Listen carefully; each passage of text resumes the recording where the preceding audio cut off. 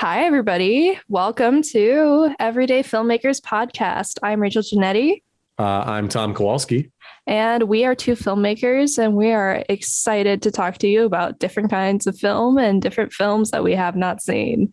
Yeah, in this series, in this podcast, we're going to be looking at a few of the classic films that we probably should have seen at this time as filmmakers and as film enthusiasts. But for some reason or another, we just haven't gotten around to yet. So, Rachel, Yeah. do you want to talk about some of the past experience you've had in filmmaking? Oh, yeah. I am quite experienced in filmmaking. I've been filmmaking for, I would say, about 5 years now. I own my own production company called Aurora Oriented Productions. Tom is currently a cameraman for us. I started that with my best friend in 2019. I've been in film school since 2018, and I won my first film fest in 2018, and currently am looking to win a fourth Best Picture. I also won Best Director twice and Best Editor once. So, yes. All right. Well, I do not have nearly as impressive of a resume as Rachel here, but I have done my fair share of media and film work. As Rachel said, I've worked with her in the past on 48-hour film festivals. I've been a cameraman. I've worked in sports. I've worked in internships. I've worked in casual social media videography. I've done all sorts of stuff. I like movies. I have not seen a lot of them though, so here we are. I feel like it's a trope that film majors love films the most, but seen the least of them. You know why? It's because I'm always out here. I'm always thinking about the next project, and I ain't got time to look at the past to see these past movies. You know what I'm talking about? Yeah, the 10 scripts I have in my drafts definitely agree with you at the moment. Exactly. I like to fancy myself a writer as well. So taking inspiration from films is something I need to do more often to avoid getting boring with like what I create. And I think you share the same sentiment. Am I right? I do. Yeah. I mean, I like to look back at the past. I like to kind of incorporate that. I like to hopefully use that to improve my scripts.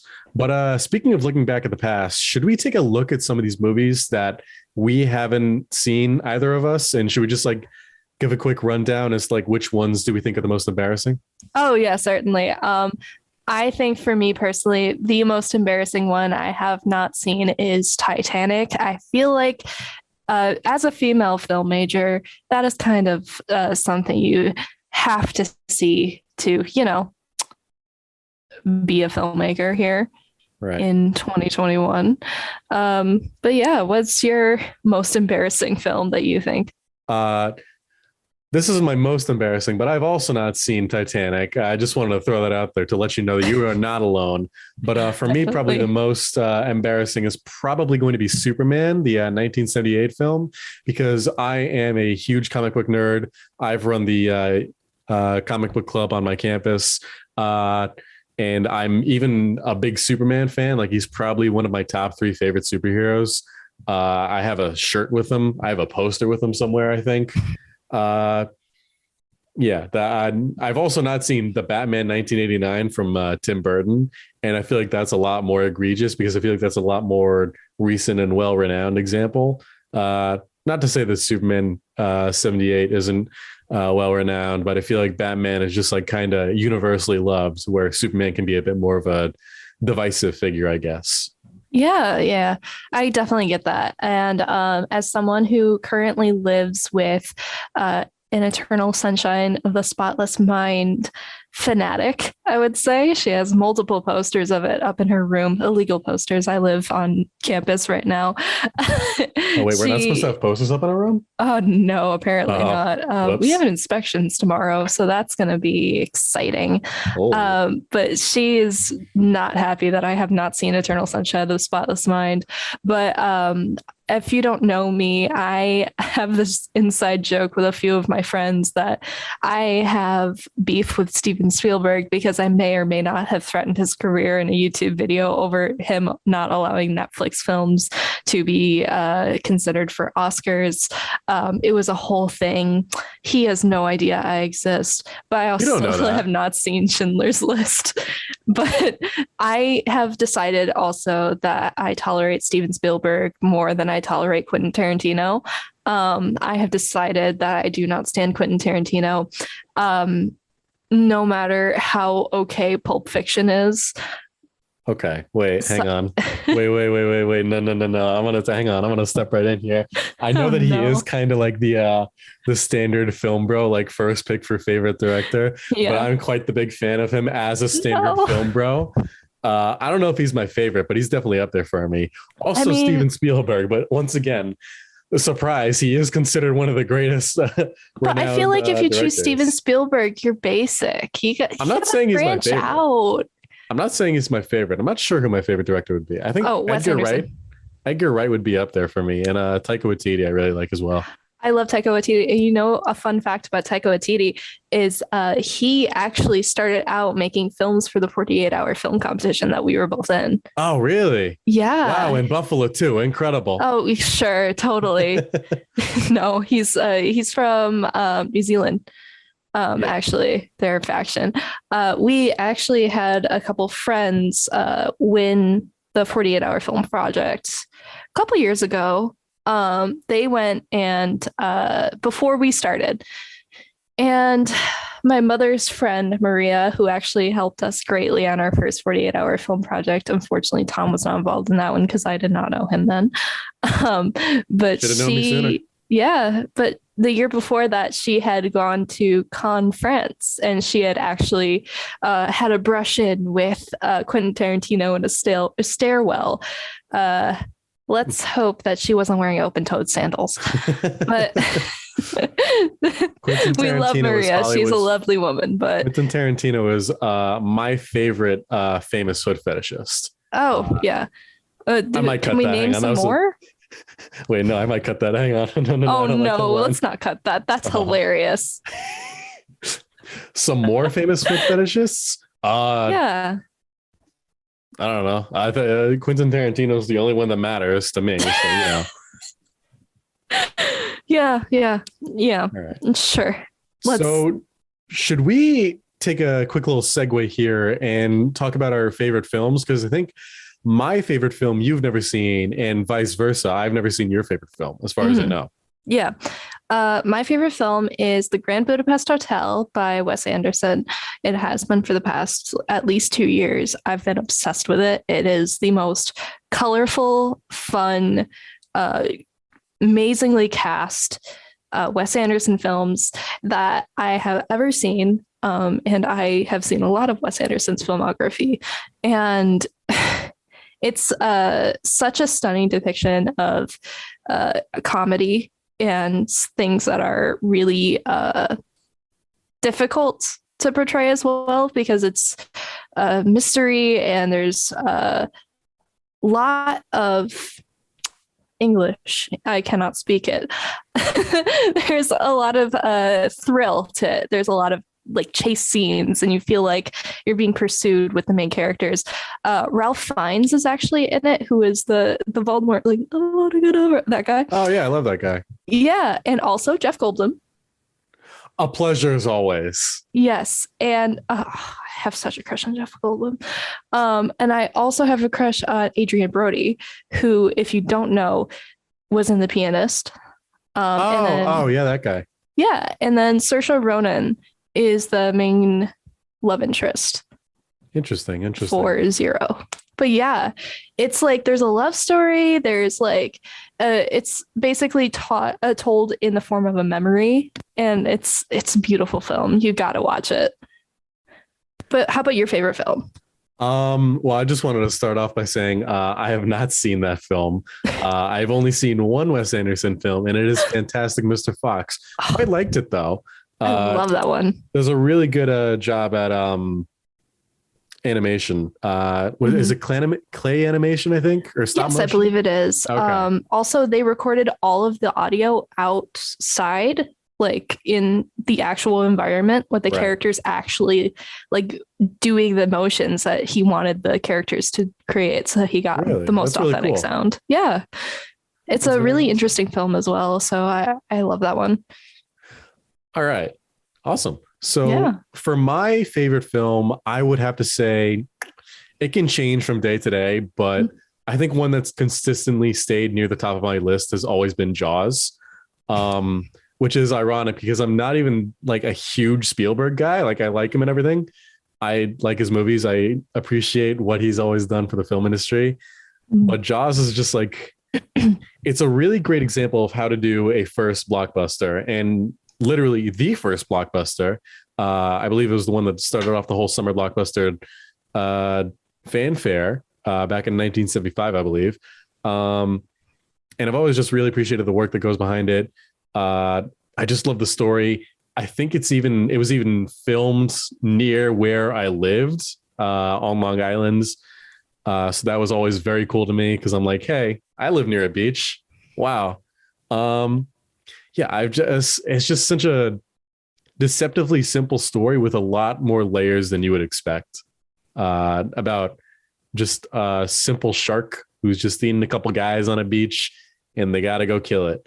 But then you get into the layers of the main character. I forgot his name, but the police officer, and his needs to be a better father, and the trauma that goes behind the main like hunter of the shark, the captain of the orca, which is the main boat. Yeah, I I recognize that me not remembering any of the characters' names is probably not a good indicator of how well I recognize the movie. But trust me, I very much love that movie.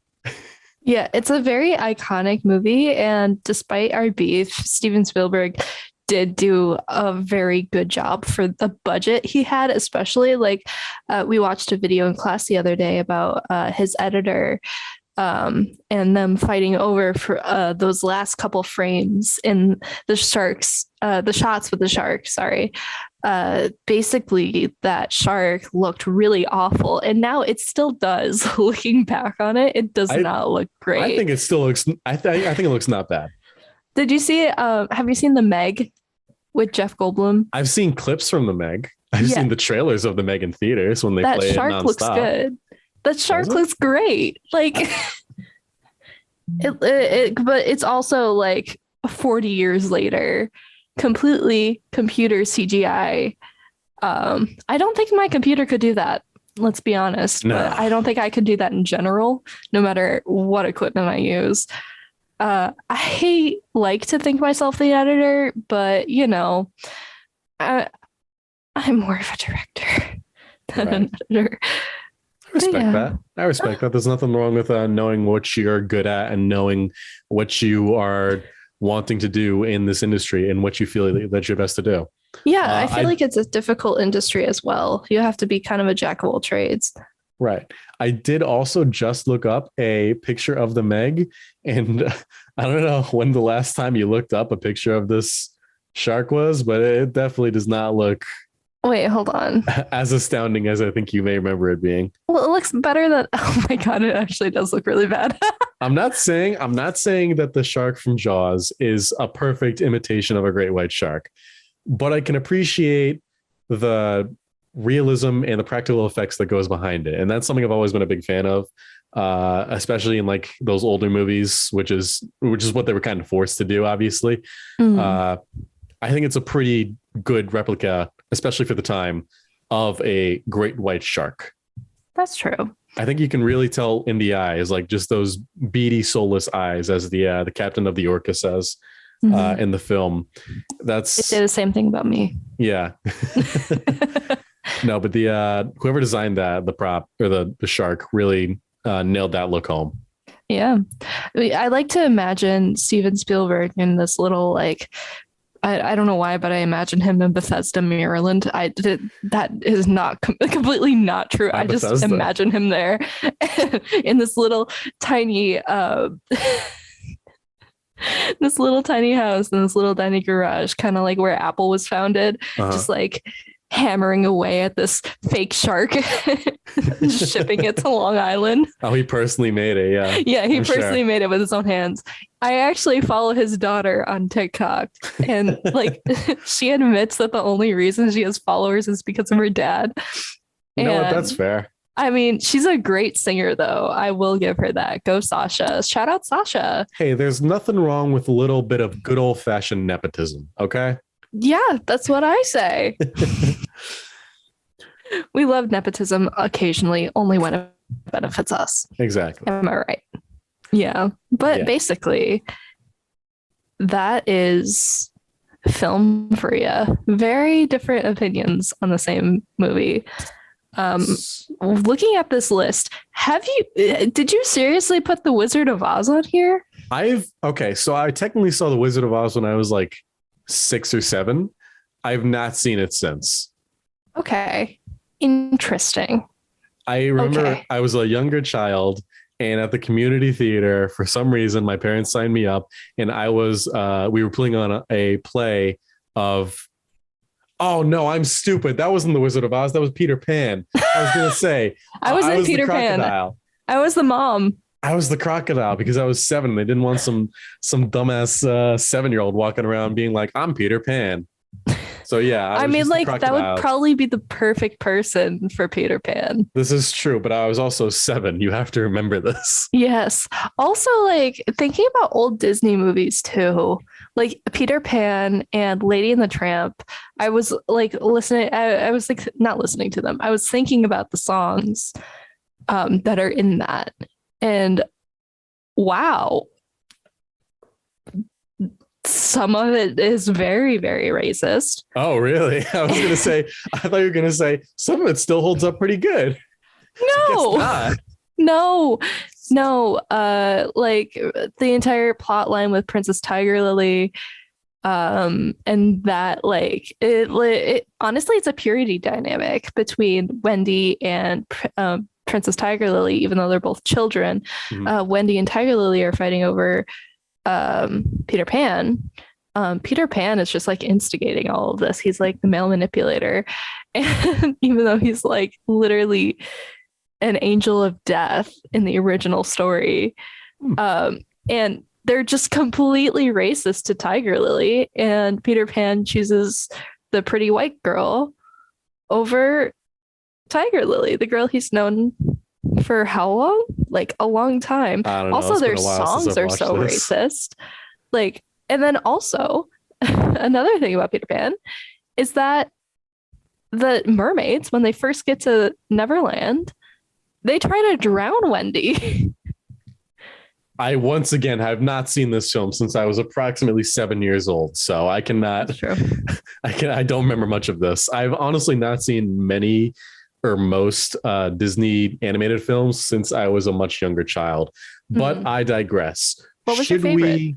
Oh, what was my favorite? Yeah. Just off the top of my head, probably like Lady and the Tramp or something. I liked Hunchback of Notre Dame. Never I was saw a that dark one. child. It was a Yeah. really dark movie for some reason. But yeah. Yeah. Yeah. Never saw it. Oh. Anyways, should Put we it on the list. before we wrap it up here, should we mention what we're going to be doing in our next episode where we actually take a look at our first film that we probably should have watched by now? Oh, yeah, probably. But you know, So busyness. yeah, do you want to take it away? Yeah, sure. In our next episode, we're actually going to be discussing the movie American Psycho, which neither of us have seen, and I'm very excited to see because apparently it's really good. And I believe Christian Bale's in it, right? He's the main actor. He's the Yeah. main actor. He's always been really good in like all of his movies that I've actually seen. None of them come to mind, but you know. The Dark Knight trilogy? Oh yeah, that Yeah. one. Yeah, I have seen that. At least one of them. Gotcha. Yeah. Yeah, I believe it was released in 2000 and it was directed by Mary Herron. I think she was also co-writer on it. Mhm. So yeah, that'll be exciting to take a look at. Yeah. I'm sure you'll be interested to see how a female director takes the lead in a movie like this, considering it is Not something that is one might expect, I guess. Yeah.